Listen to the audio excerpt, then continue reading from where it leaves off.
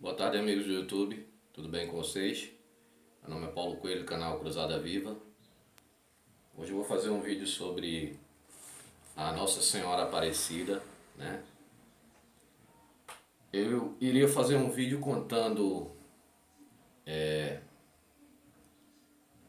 a história conhecida dela, né? Mas esse vídeo iria ficar longo demais, é muita história, sabe? Eu resumi aqui de alguns livros e vou contar apenas uma parte resumida, tá?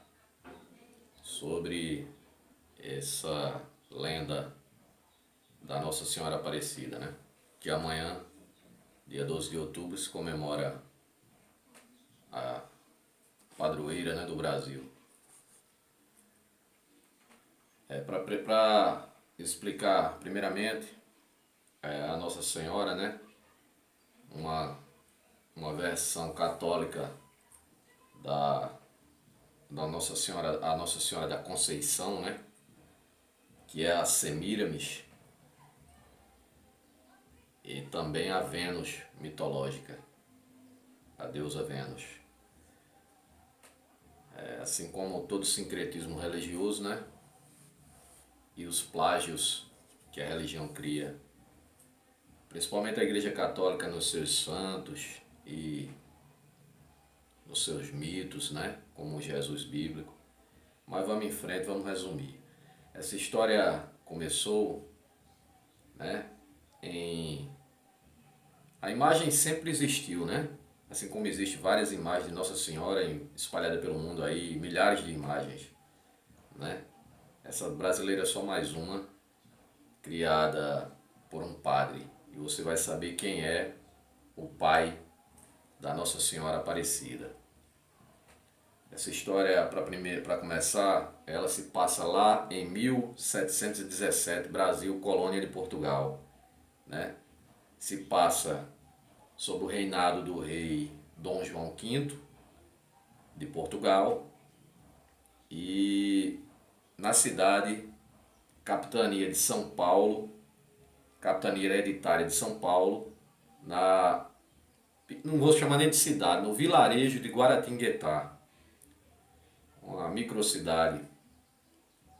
Essa capitania tinha como gestor, né, Capitão Mor, que seria como se fosse o governador hoje, né? Essa capitania englobava Rio de Janeiro, São Paulo e Minas, principalmente São Paulo e Minas e um pedaço do Rio de Janeiro. E o dono dessa capitania, o dono pode se chamar, o Capitão Mor dessa capitania era Dom Braz, da capitania de São Paulo. Essa capitania sucumbiu-se a roubalheiras dos padres e frades, né? Dos ouros das Minas Gerais, ele com o bandeirante haviam prometido mundos e fundos ao rei de Portugal, o Dom Brás, né? Junto com os bandeirantes haviam prometido mundos e fundos ao rei de Portugal. O rei agora estava injuriado porque o ouro não estava chegando a Portugal. Ouro que seria direcionado ao Vaticano e o Vaticano cobrava do rei de Portugal porque os padres e frades estavam roubando o ouro. O rei de Portugal tinha uma estreita aliança com o Vaticano. Todo o ouro que era coletado aqui, por quê? Porque o reinado do rei de Portugal tinha o apoio da Igreja Católica, né? Era muito mais fácil você reinar com o poder mítico, né? O poder da fé das pessoas, do que pela própria espada, né? Então o rei sempre dependia ali de estar junto do Vaticano, e esse apoio vinha de quê? Do ouro, das pedras preciosas tiradas aqui do Brasil, né? Os bandeirantes iam desbravando as cidades, a mata, criando as cidades, e ali o pessoal tinha a obrigação de pagar os tributos a a capitania pagava os tributos a Portugal. A incompetência do capitão-mor Dom Braz fez com que o rei de Portugal enviasse um substituto à capitania. Vai vendo aí. Esse substituto chegou em setembro de 1717, em São Paulo. Ele era Dom Pedro de Almeida, o Conde de Assumar. O Conde de Assumar viria para a capitania de São Paulo com a missão de colocar ordem na casa.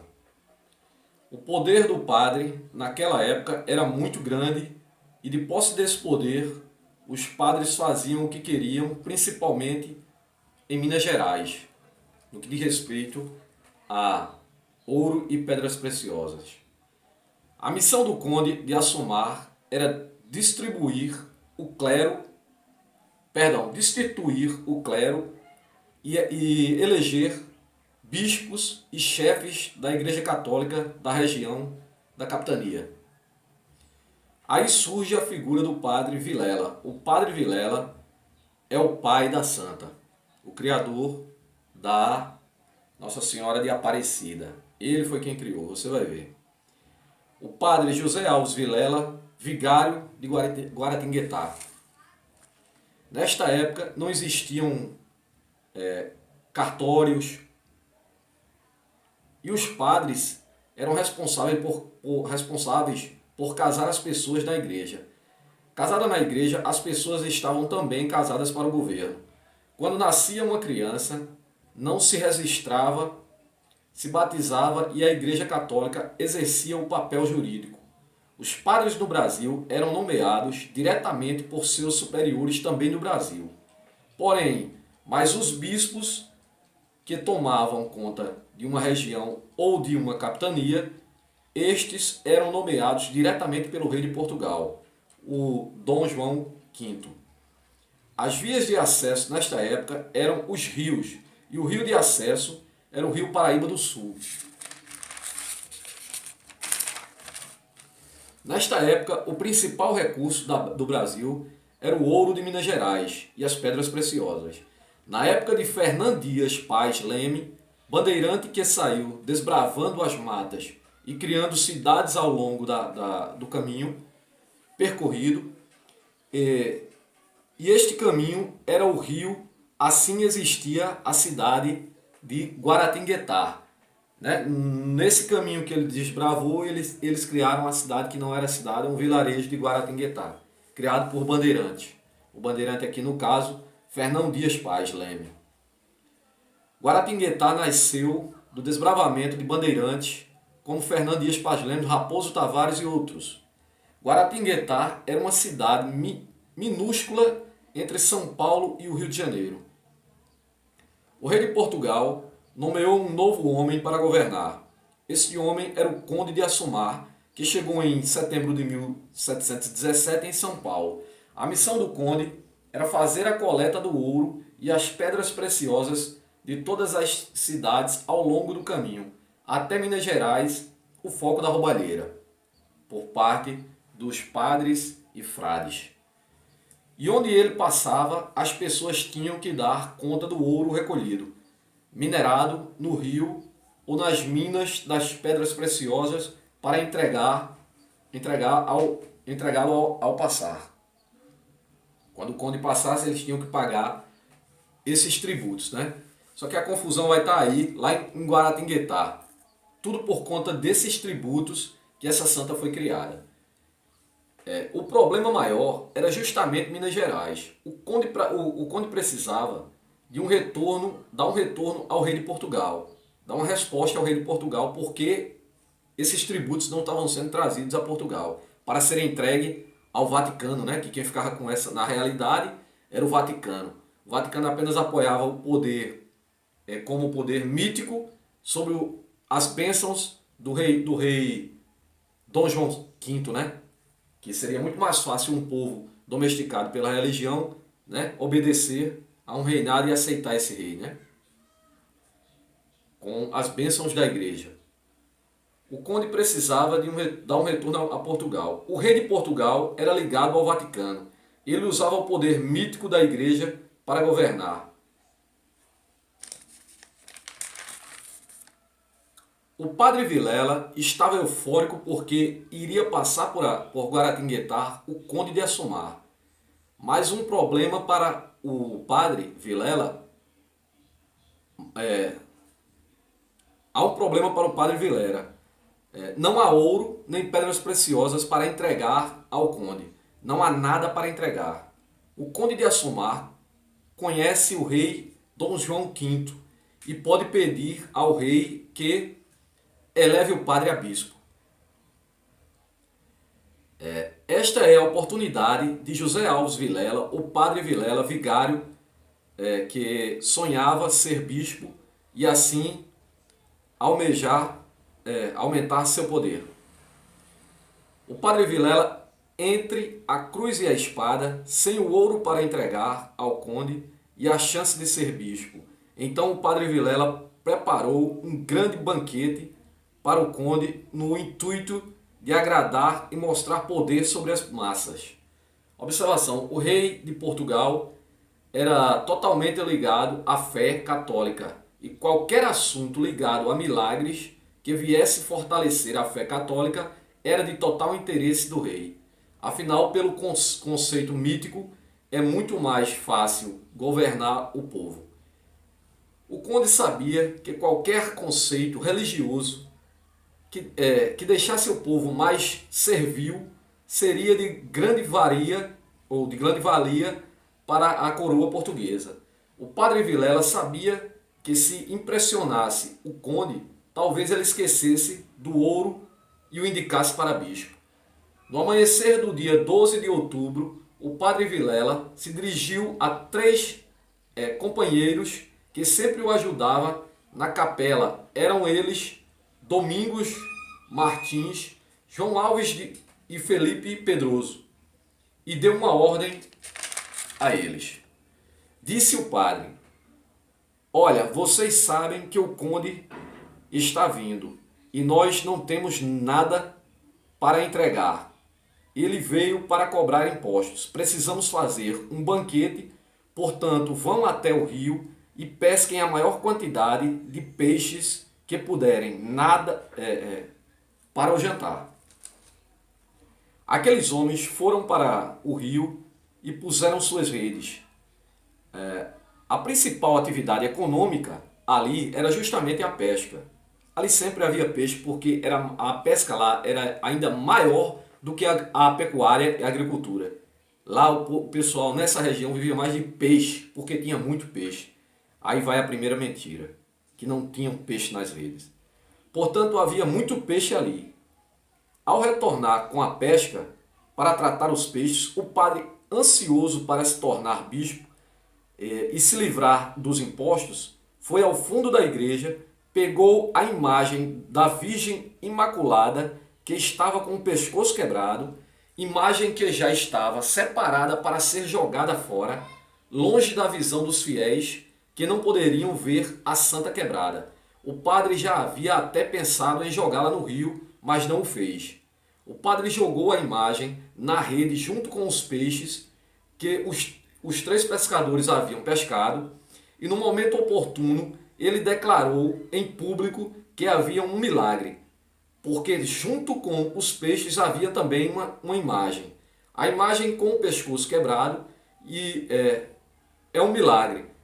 E o milagre fora duplo, porque além de pescar o corpo, também havia pescado a cabeça.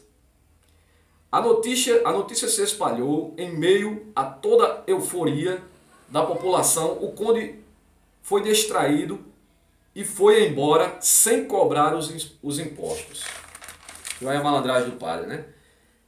A ideia surtiu efeito tanto temporário, não a cobrança dos impostos, porém a intenção do padre de se tornar bispo não aconteceu. Jamais o conde relatou tal fato ao rei de Portugal e, por sua vez, não indicou a bispo. A vida seguiu e o padre Vilela percebeu a popularidade que havia lhe rendido esta história, e agora só lhe restava continuar com a trama. O padre pegou a imagem e a deu ao pescador Felipe Pedroso, que aguardou em sua casa. Os fiéis se reuniam para adorar e fazer orações e donativos em nome da santa. Todo o dinheiro arrecadado era repartido com o padre e Pedroso. Após a morte de Pedroso, o seu filho retirou a imagem e construiu uma pequena capela do lado de fora de casa, aos pés do Morro do Coqueiro. Então o padre Vilela teve uma nova ideia. À noite, ele foi à capela, coberto com uma capa, e roubou a imagem. No dia seguinte, os fiéis foram orar e não acharam a imagem. O padre deu a ideia que procurassem lá em cima do Morro do Coqueiro, lugar onde ele a colocou. As pessoas subiram ao morro e acharam a estátua aos pés de uma pedra. Passaram um mês e o fato se repetiu. 2 meses e também se repetiu o fato. Então o padre alegara ter tido uma visão da santa pedindo para se construir uma capela acima do monte do Coqueiro. E assim foi feito.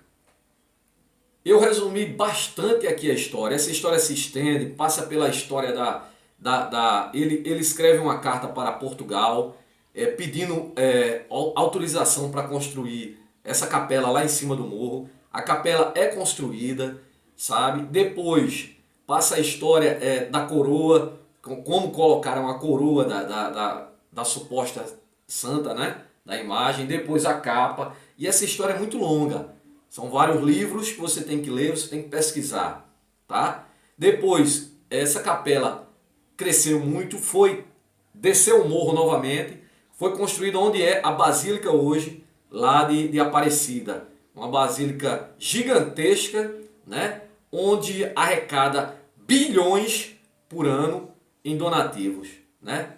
Você vê como é lucrativa a história da igreja, uma mentira contada por um padre que queria apenas crescer em vamos dizer assim, em sua profissão, né? E criou essa farsa toda que rende hoje milhões de dólares para a igreja. É assim que funciona a religião, meu amigo. O povo alienado, o gado alienado, acredita em tudo que se diz, em tudo que se fale em nome de uma suposta divindade. E assim as pessoas seguem, né, nesta caminhada de um cego guiando o outro. Eu quero deixar aqui um forte abraço para todos os meus amigos ateus, agnósticos, céticos, deístas, livres pensadores, ufólogos. Uma boa tarde e até a próxima.